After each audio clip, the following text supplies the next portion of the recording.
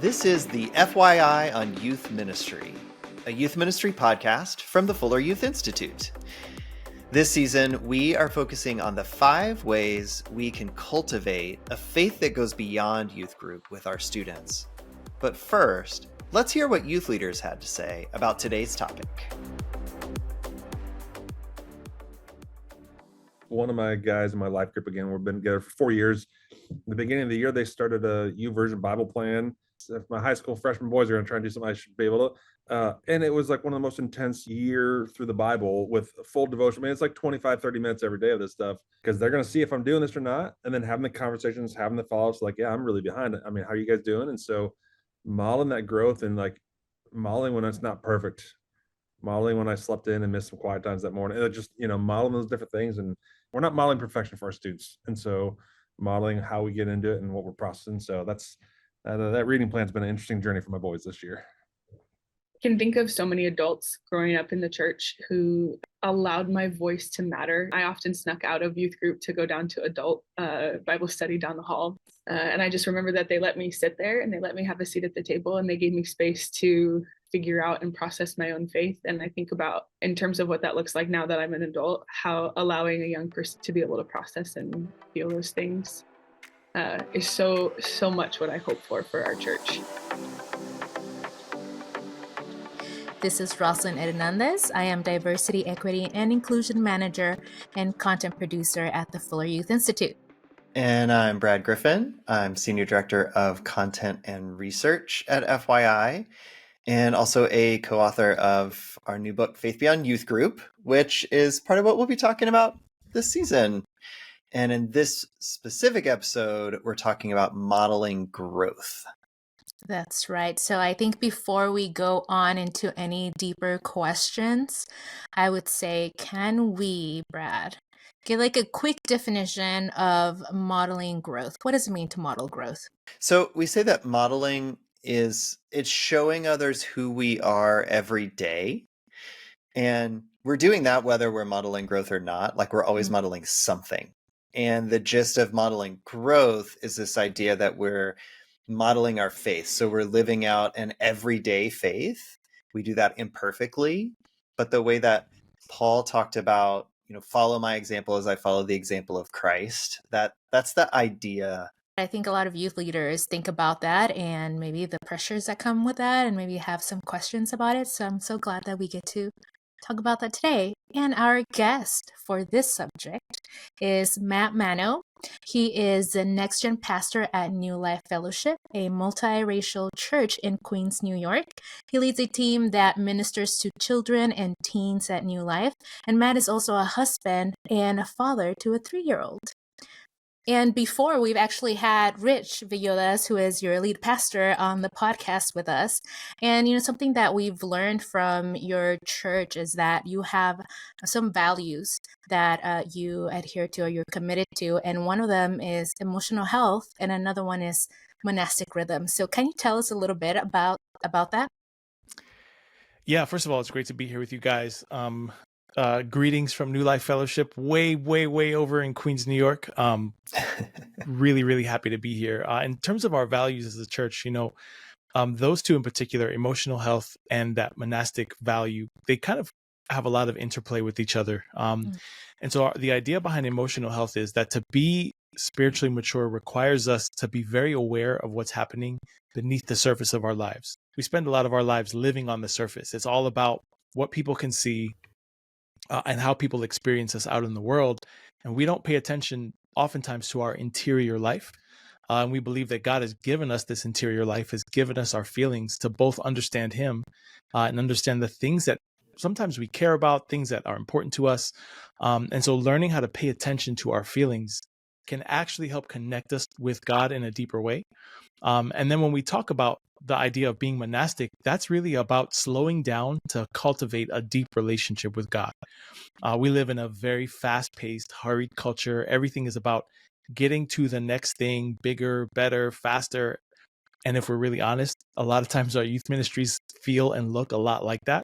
And so what we say is, what does it mean to actually just slow down, to develop a life with God that goes beyond the surface of our lives, to slow down to allow space in our lives to hear from God, to just simply enjoy his presence for its own sake, not to get something from him, but to just simply be with him. And then, for people like us in youth ministry settings in particular, what does it mean to lead out of being with God instead of constantly being in this place where we're doing things for God? Sorry, I know you mentioned I have a 3-year-old. If you heard him, he just walked into the room. So my apologies. It's all good. You're gonna get a cameo from him. That is so good. Yeah. And I mean, and picking up on that, a lot of the process is everything, right? In a lot of ways, when we're talking about modeling growth, we are talking about living out the process and how important it is for young people to see us in process and to see us as adults in process. And I wonder, Matt, so in Faith Beyond Youth Group, we define model growth as showing others who we are every day.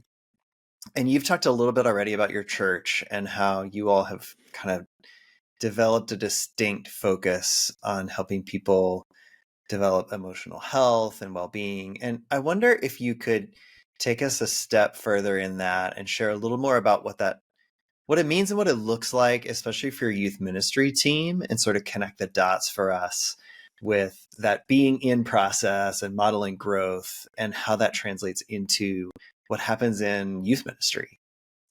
Yeah, it's a cliche in youth ministry, I think, at this point, where they say teenagers can spot a phony a mile away. Like, I feel like every youth ministry has that written in their values someplace, in their recruiting documents, all those kinds of things. Mm-hmm. I mean, but we say it so often because of how true it is. And I think when we present a faith that has no issues, no problems, no hangups, we demonstrate a faith that, number one, doesn't give anybody a roadmap for how they can grow. It doesn't give them a sense of, hey, what happens when difficulty strikes? What happens when trials pop up in my life? And so one thing that we are constantly reminding our ministry teams to do is just, it's really important that you be yourself and that you're in touch with your own story more than anything else. Because what we don't want to do is present ourselves as, I've got everything figured out. I have fully arrived. My spiritual formation is all done. I think that's one of the biggest mistakes that we can make. And so we're constantly encouraging, whether it be volunteers, whether it be staff, hey, think about what it means for you to present your real self and your real faith. And I mean, Brad, I think you used the phrase everyday faith. Give young people an opportunity to see what your faith looks like on Monday and Tuesday, not just on Sunday when they're with you in church. Mm-hmm.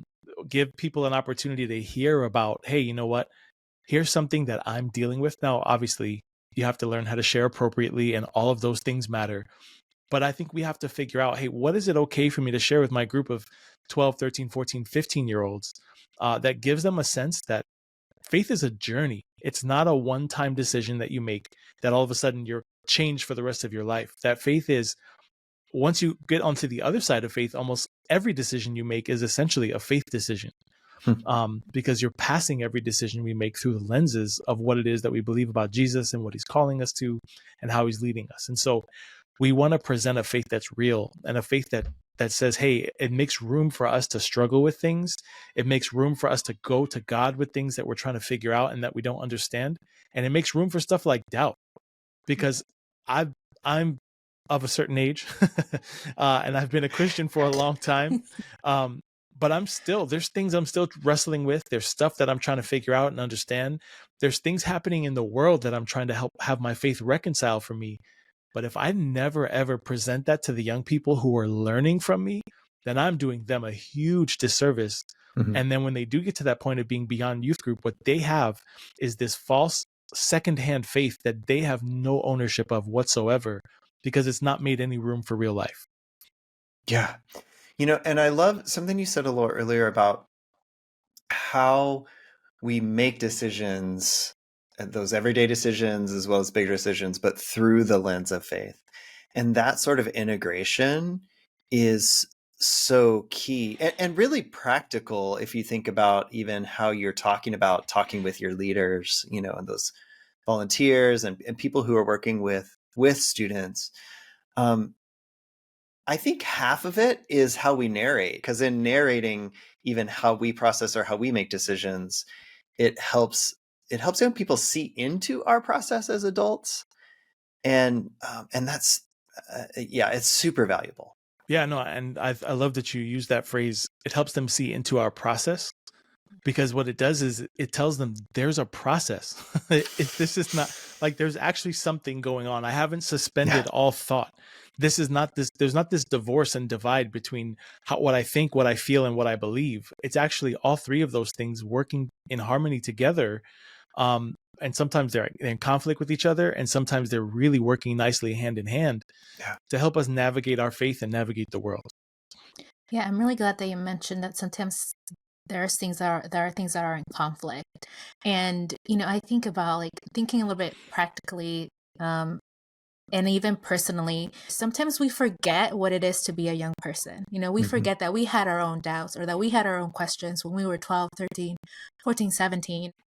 I think that's really important, as you mentioned, Matt, to do some like self-reflection and some meditation, to think about our own growth first and to know how to share it with the young people in our lives. And if we haven't, like process something for the 12-year-old or the 13-year-old Roslyn, if we can't hold those tensions ourselves and process that ourselves, we're not going to be able to provide those spaces for young people, for them to hold those tensions and ask the questions. And I think those safe spaces for ourselves are really important in order for us to know how to provide safe spaces for young people.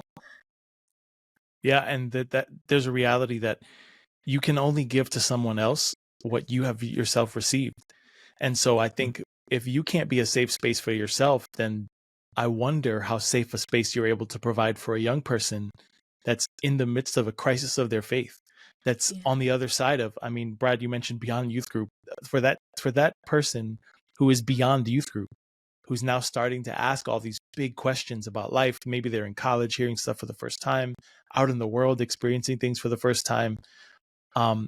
What does it mean for us to be that safe space for a young person? Well, I think that starts with, again, just doing that inner work, exploring what's going on beneath the surface of your own life, so that way you can give that away as a gift to that young person who's coming to you in the midst of all this struggle. Do you want to be better equipped to engage young people in your community? We offer 2-day workshops in cities around the country to help you and your team focus on what's most essential in discipling young people. You could stop guessing and grasping at trends and increase the impact of your ministry through research-based strategies. Let's hear from Zach, one of our recent attendees. I really appreciated the question and answer times where we took concepts and made them more practical. I would say it was definitely worth the investment, the 400 miles to get to the workshop. Also, just the fact of all of the resources that then are offered from the workshop that we get to use now. This has been revitalizing, and it definitely is an opportunity that I'm looking forward to taking our team through to grow closer together to each other, that we can serve everybody in our church, and that we can all look a little bit more like Jesus as we do that. Look for a workshop near you at fulleryouthinstitute.org/workshop. I think another aspect of modeling for young people is what they model for each other. And sometimes, they're aware of that. Sometimes they're not aware that they're modeling for each other. So there's that like aspect as well. So how, like in your experience as you've worked with youth leaders and as you have, worked with young people yourself, how can we help young people think about what they model for each other? Yeah, I mean, I love this question because so many things come to mind, and there's the very maybe it's the New Yorker in me, or maybe it's just, I don't know. There's that very sarcastic side that just wants to say, "Can you tell me what you were thinking when you did that?" Right? Yeah.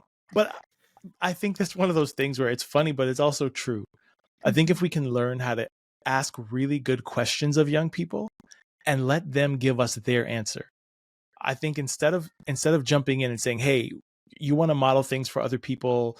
Like, what were you thinking about there? And then I'm telling them everything that's wrong with what they were thinking.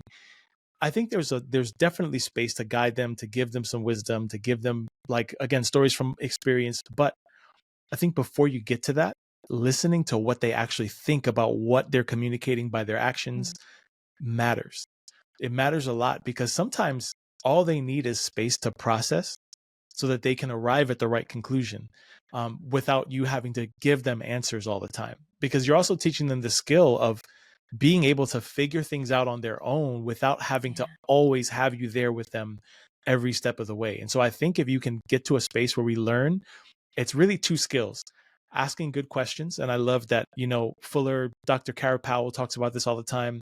Tell me more, is a really great question to ask. But on the other side of a question, you have to demonstrate your ability to listen well. Mm-hmm. And listening well is not about waiting to respond. And it's not about asking leading questions so that you can get them to give you the responses you're looking for.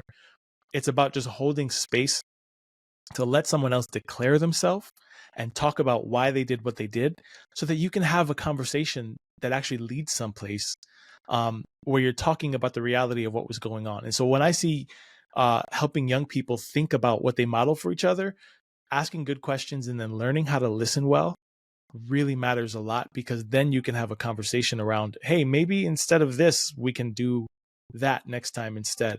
And that requires a lot. It requires, again, being a safe space and learning to listen, and then knowing how to respond when you hear things that you don't really like, that you don't agree with, that you don't believe in, while understanding that this is a person who's declaring themselves, and they're allowed to feel what they feel. And my job and my role is to first hear them, connect with them, and then point them in a better direction if the situation requires it. I want to drill in just a little bit and have you kind of address this, but thinking about like expectations and pressure. So when we are a model, or when we're identified as a model, so I'm thinking in particular about our leaders, as well as students who end up in leadership, in particular ways as well. And thinking about how that can create these expectations and pressure to be perfect. So how do you, as in your role of leader, in your ministry, how do you help your team? How do you help students with that pressure to be perfect when you're talking about some of these things around modeling? So, Rosalind, you mentioned Rich Velotis before. Rich says this all the time: if you are a perfect person, you are going to mess up our church. So we come back to that all the time, and we tell people this is not about striving for perfection. It's about making progress. And so we're constantly coming back to just tearing down that illusion that we can ever be perfect in any of the things that we're doing.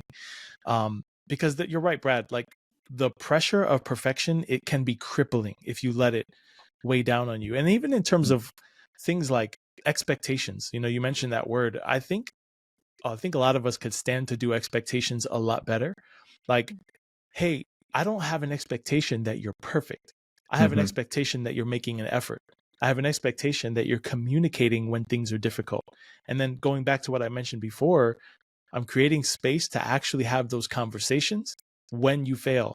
I'm creating space to have those conversations when maybe you fell short of what you were hoping to be able to accomplish in whatever it is that you were striving towards. And so I think getting rid of the illusion that any of us will ever be perfect this side of eternity, and then also just letting people know, hey, we are all in need of the grace of God, and we would do well to extend that to one another as well.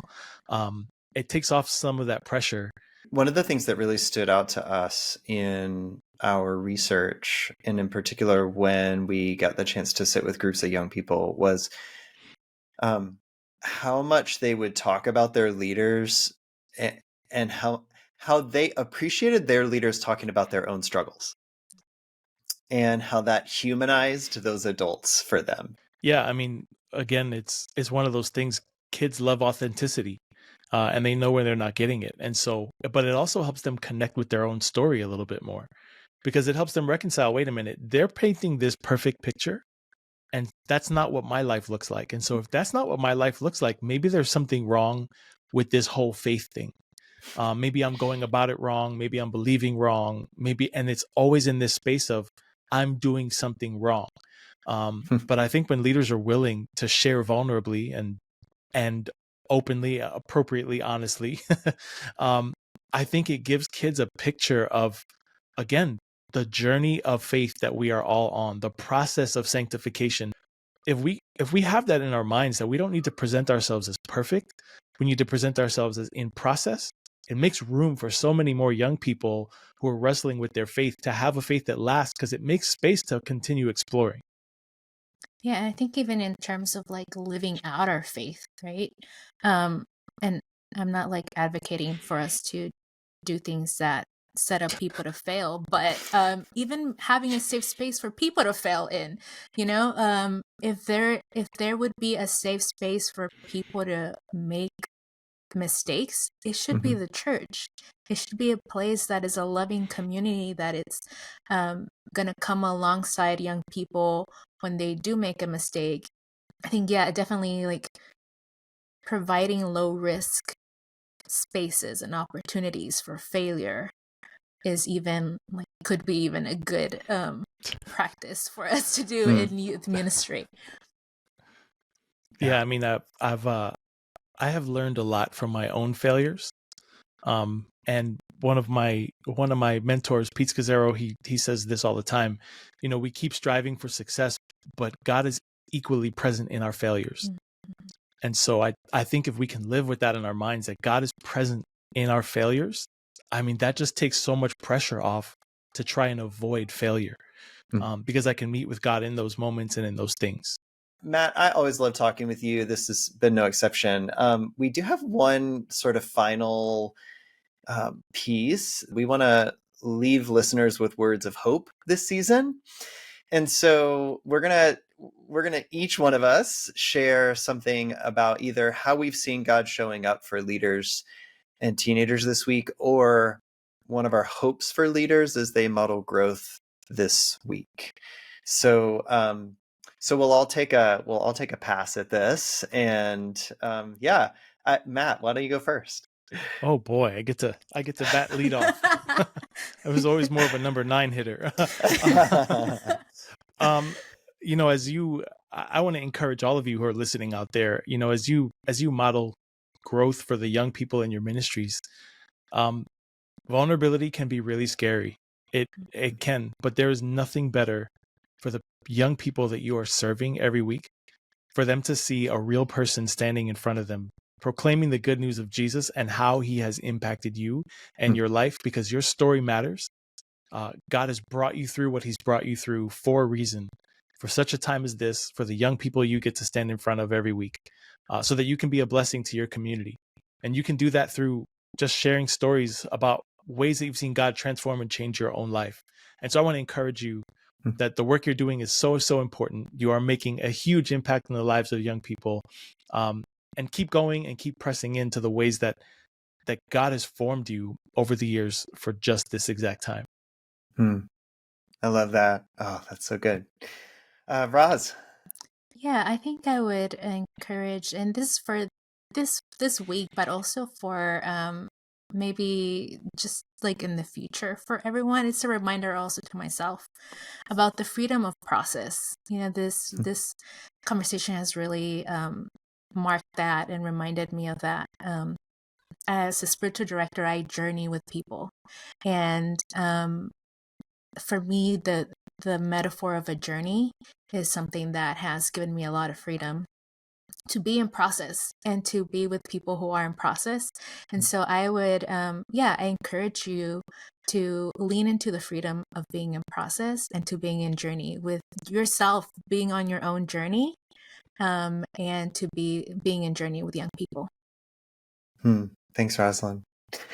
What comes to mind for me is actually a church board meeting from a week or so ago. And I was in this meeting, and there were a couple of other leaders there who are volunteers in our youth ministry. And this board was kind of talking about priorities and some things for the coming year. And what what struck me and really encouraged me was how the couple of volunteers there at one point, they really were advocating for our young people. And they were saying, hey, here's what we're hearing about this from our teenagers, and here's what they need from us. And what I loved was how they were advocating, and also how the rest of the board was really listening. And it changed the course. That just really encouraged me. And I think about, we don't always know the way that we're modeling, not only for our students, but also for the other adults in our church, on behalf of young people, and just how important that is, and how much of a difference that makes. So, yeah. Well, thanks so much for being with us today, Matt. And thanks, Brad, for co-hosting. This was great. Yeah, it was a lot of fun. Definitely appreciate you guys having me on. This podcast is one of the many free resources produced by the Fuller Youth Institute. Check out the show notes for links to all the resources mentioned in today's episode. Thanks so much for listening. And finally, here's one more thought from a youth leader. My husband serves with me in youth ministry. And so because we're a smaller group, one of the things we get to do is intentionally model healthy relationships. They'll all of a sudden hit you with a question that's like, well, do you guys ever fight? And to be able to like open eyes and just say like, yeah, we fight all the time. And this is how we handle it. And this is how we process. Because I know for a lot of them, they know their parents fight, but they don't necessarily get to hear the perspective. We have that opportunity to kind of be out of the weeds. We get to share some perspective, which I think is helpful to a generation of people trying to figure out where relationships even fit in.